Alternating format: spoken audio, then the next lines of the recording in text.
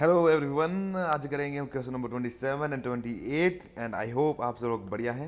आज हम कर रहे हैं atomic structure class 11th। Look at question number 27 and question number 28। तो क्वेश्चन नंबर 27 क्या कहता है? Give the number of electron in the species H2 plus H2 and O2 plus. Okay, थोड़ा सा कट गया है, वो दिख नहीं रहा हो क्लियरली, बट यहाँ पे H2 प्लस है, H2 है एंड O2 प्लस है। Second question number 28। पहले मैं क्वेश्चन नंबर 27 कर देता हूँ, बहुत ही ईजी क्वेश्चन है दोनों, मैं कर देता हूँ। सबसे पहले हाइड्रोजन, यहाँ पे दो एटम है, रुको रुको रुको, यहाँ पे तीन मॉलिक्यूल है, H2 plus and O2 plus ना। इसमें बोला है कि आपको नंबर ऑफ इलेक्ट्रॉन बताने इन तीनों के अंदर। सबसे पहले हाइड्रोजन, जो H2 मॉलिक्यूल बना है वो दो हाइड्रोजन से बना है, राइट।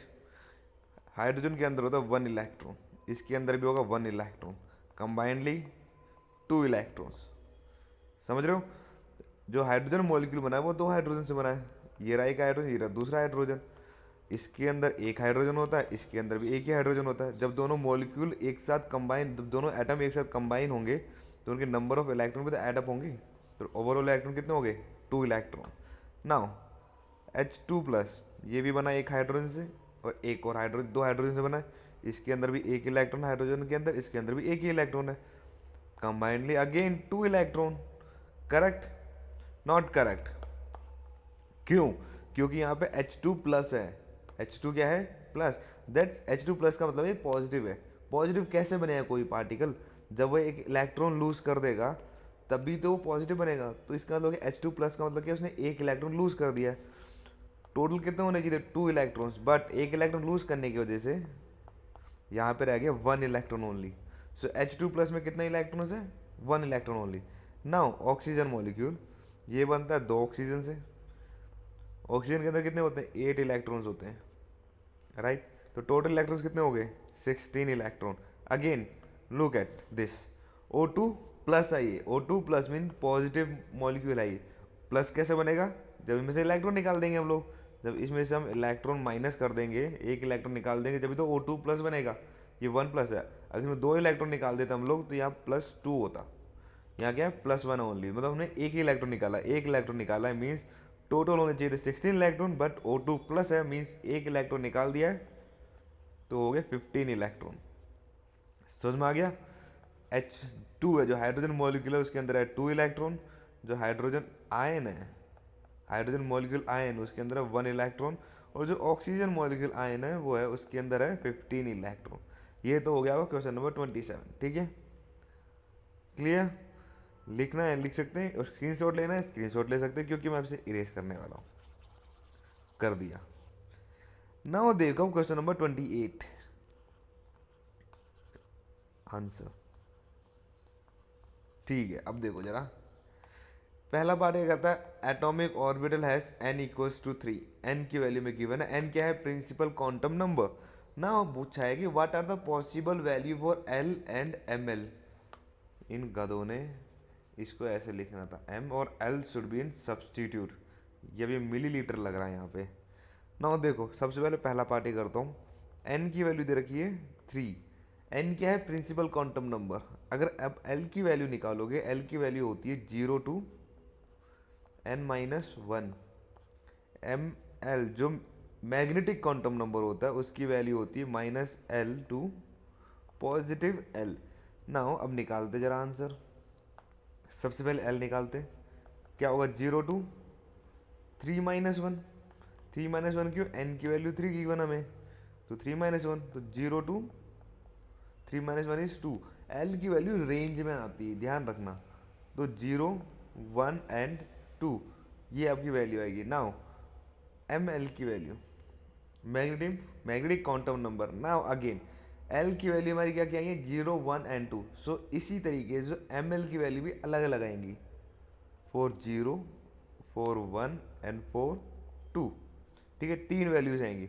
M0 के लिए क्या होगा? -l to +l, -0 to +0। That's mean क्या हो गया? 0 ही हो गया। ठीक है, यहाँ पे आएगी -1 टू +1। अगेन ये आएगी रेंज में वैल्यू -1, 0 एंड +1। ठीक है, तीन वैल्यू आ गई। अब है 2, that mean -2 to +2। It will be -2, -1, 0 1 and 2, ये 3 वैल्यू आ गई आपकी, ठीक है, M01 M1 एंड M2, ठीक है। इस तरीके से होगा आपका ये पहला पार्ट। ये एल की वैल्यू आ गई, 3 वैल्यू है 0 1 2, इन तीनों के रिस्पेक्ट में एम एल की 3 अलग वैल्यूज आएंगी, ठीक है, M0 M1 M2, ये आएंगी अगेन वैल्यू। M0 की 0, M1 की आएगी -1 0 +1, M2 की आएगी -2 -1 0, this one is +1 and +2 also, ठीक है। समझ गए? आसान है, बहुत आसान है। नाउ आप करेंगे सेकंड पार्ट, इसके नीचे ही कर देता हूँ सेकंड पार्ट में। सेकंड पार्ट क्या बोलता है कि least the quantum number M L, again यहाँ पे ये गधे हैं बिल्कुल, ये एनसीईआरटी वाले, इसे ऐसे लिखना चाहिए सब्सटीट्यूट में, एम एल एंड एल, ठीक है, of electron for 3D orbital. 3D orbital के लिए हमें 3D ऑर्बिटल के लिए हमें बताना है एल की वैल्यू एंड एम की वैल्यू, ठीक है। अब एक और चीज़ ये आपको याद रखनी पड़ेगी, ध्यान रखना, 0 1 2 3, 0 अगर ये एल की वैल्यूज है, 0 रिप्रेजेंट करता है एस ऑर्बिटल को, 1 रिप्रेजेंट करता है पी ऑर्बिटल को, 2 रिप्रेजेंट करता है डी ऑर्बिटल को, एंड 3 रिप्रेजेंट करता है एफ ऑर्बिटल को। क्लियर? नाउ यहाँ पे क्या दे रखा है, डी, डी दे रखा है, यहाँ पे भी करता है डी दे रखा है, दैट्स मीन एल की वैल्यू क्या होगी 2, ठीक है। ये चीज़ आपको याद रखनी पड़ेगी, ये चीज़ आपको याद रखनी पड़ेगी, और कोई ऑप्शन नहीं है, बहुत आसान है, 0 1 2 3 SPD है, ठीक है। नाउ एम एल की वैल्यू, एम एल की वैल्यू क्या होती है -2 2 +2, फॉर्मूला इधर रखा है ना मैंने, इधर ये रहा, -L2 + L, एल की वैल्यू 2 है तो -2 +2, ठीक है। तो क्या हो जाएगी ओवरऑल, -2 -1 0 +1 एंड +2, ये आपके आंसर आ गया।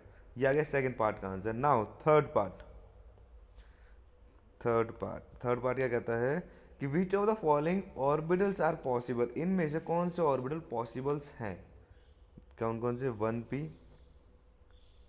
2s 2p and 3f। Now एक चीज़ करता हूँ पहले, n की वैल्यू में लिख देता हूँ सबके लिए, जो 1p है 1p 2s 2p 3f, n की वैल्यू 1p के लिए क्या है 1 है, 2s के लिए 2 है, 2p के लिए 2 है, 3s 3f है, s है f है, 3f के लिए 3 है। अब इसके रिस्पेक्ट में l की वैल्यू क्या क्या आएंगी, ये फॉर्मूला यूज़ कर रहा हूँ मैं, ठीक है, ये वाला फॉर्मूला यूज़ कर रहा हूँ मैं। 1 है, n की वैल्यू 1 है तो 0 एंड बस 0, और कुछ नहीं आएगी, बस 0 आएगी। 2 के रिस्पेक्ट में क्या आएगी 0 एंड 1, आगे 2 के रिस्पेक्ट में 0 एंड 1, 3 के रिस्पेक्ट में 0 1 एंड 2, समझ रहे हो ना। ये कैसे आई, सिंपल रहा, 0 to n-1 ना, 0 to n-1, एक बार इसमें जो 2 है यहाँ पे n की वैल्यू 2 रखो, 2 - 1 विल बी 1, तो 0 एंड 1 सेम, ये दोनों तो सेम ही है। अगेन यहाँ पे 3 है, यहाँ पे 3 की वैल्यू रखो, 0 to 3 - 1 that is 0 to 2, 0 to 2 means 0 1 and 2, वही तो लिखा मैंने इधर, समझे। अब यहाँ पे जरा नोटिस करो, ये और ये, इन दोनों को कंपेयर करो, ठीक है, इन दोनों को कंपेयर करो, इन दोनों को कंपेयर करोगे तो क्या लिख सकते हो आप लोग, 0 को S लिख सकते हो, 0 1 को क्या लिख सकते हो S P, okay, again S and P, 0 1 2 का लिख सकते हो आप S P and D। Now मैंने ये क्यों लिखा, मैंने इसलिए लिखा, एक बार के लिए आप इसको भूल जाओ, इसको भूल जाओ एक बार के लिए, ठीक है। अब n2 2 n3, अब इसके रिस्पेक्ट में मैंने लिखा l की वैल्यू, ठीक है, ये सारी l की वैल्यू पॉसिबल l वैल्यू है for this quantum number, for principal quantum number 1 2 and 3, this are the possible set value of l, ठीक है। अब इस l के वैल्यू में ये रिस्पेक्टिव ऑर्बिटल्स हैं। अब कोई मेरे को ये बोले कि 1p पॉसिबल है या नहीं है, मैं बोलूँगा नहीं है पॉसिबल, क्यों, ये देखो, अगर n की वैल्यू 1 है तो l की वैल्यू मैक्सिमम 0 तक ही जा सकती है, 0 से 1 2 नहीं जाएगी, और p के लिए हमें l की वैल्यू कितनी चाहिए 1 चाहिए, जो कि पॉसिबल ही नहीं है, समझ लो। सेम इसी तरह से 2 में देखो, अगर 2 में बोलूँ कि 2D पॉसिबल है या नहीं है, 2D पॉसिबल है या नहीं है। और 2D पॉसिबल होने के लिए यहाँ पे L की वैल्यू कितनी होनी चाहिए, 2 होनी चाहिए, यहाँ देखो, ठीक है 2 होनी चाहिए। बट जब मैं L की वैल्यू निकालता हूँ फॉर्मूले से, तो L की वैल्यू कितनी आती है, 0 और 1, मैक्सिमम कितनी आती है, 1 आती है। 1 का मीन्स मैक्सिमम p ऑर्बिटल तक ही पॉसिबल है। तो अगर 2 के केस में देखूँ तो 2s एंड 2p तक ही पॉसिबल है, 2d 2f पॉसिबल ही नहीं है। ठीक है, यहाँ से देख सकते हो आप लोग। अब 3 के केस में सेम, 3 के केस में अगर मैं बोलूँ 3f पॉसिबल है या नहीं है, नहीं है। क्यों, क्योंकि f के लिए हमें वैल्यू चाहिए 3, f के लिए हमें l की वैल्यू कितनी चाहिए, 3 तक चाहिए। बट जब हम कैलकुलेट करते हैं मैक्सिमम वैल्यू कितनी जाती है 3 की, 3 के लिए कितनी मैक्सिमम वैल्यू जाती है l की, 2 तक जाती है, केवल 2 तक जाती है। अगर ये 3 तक जाती तभी 3f पॉसिबल है, अदरवाइज नहीं है ना। अब कंपेयर करो, अब कंपेयर करो 1p, p के लिए हमें कितनी l की वैल्यू चाहिए, 1 चाहिए, पर 1 आ रही है यहाँ पे, नहीं आ रही है। दैट्स मीन ये पॉसिबल नहीं है। सेकंड देखो 2s, 2s मेरा थोड़ा ज़्यादा ऊपर कर दिया, यहाँ पे आना चाहिए इसे। अब देखो 2s को कंपेयर करो, 2s, s के लिए हमें l की वैल्यू क्या चाहिए, 0 चाहिए होती, राइट। अब यहाँ पे देखो कंपेयर करो, इसके रिस्पेक्ट में ही कर लो, 0 एंड 1, ठीक है। h की वैल्यू क्या होनी चाहिए, 1 होनी चाहिए, और जो पॉसिबल है इसमें, राइट पॉसिबल है, तो इसको मैं करूँगा टिक ना। नेक्स्ट देखो 2p, p के लिए l की वैल्यू कितनी चाहिए होती है, 1 चाहिए होती है, राइट। अब देखो अगर 2 मेरा प्रिंसिपल क्वांटम नंबर हो, l की वैल्यू क्या क्या आ सकती है, 0 एंड 1 आ सकती है, 0 और 1 आ सकती है। मीन्स 2p जो ऑर्बिटल है वो एग्जिस्ट करता है सेकंड ऑर्बिट में। अब थर्ड वन देखो 3f, 3 is the principal quantum number, और 3 के रिस्पेक्ट में l की वैल्यू क्या क्या हो सकती है, 0 1 एंड 2। क्या बोला मैंने, 0 1 एंड 2। बट यहाँ पे क्या दे रखा है, 3f, f की वैल्यू कितनी होती है l में, 3 होती है, जो कि पॉसिबल नहीं है। किसके केस में, थर्ड ऑर्बिट के केस में, क्योंकि यहाँ पे कितनी आ रही है, 2 तक मैक्सिमम जा रहा है, मतलब डी ऑर्बिटल तक मैक्सिमम जा रहा है, एफ तक जा ही नहीं रहा, इसीलिए ये वाला भी पॉसिबल नहीं है। तो पॉसिबल सेट कौन कौन से हुए, 2s एंड 2p, ये क्या है, पॉसिबल, ओके। और इम्पॉसिबल कौन से, 1p एंड 3f, ये क्या है, इम्पॉसिबल, ये हो ही नहीं सकते, ठीक है। This is your answer, this is your answer, बहुत ही सिंपल आंसर है, बस कंसेप्ट आपको पता होना चाहिए।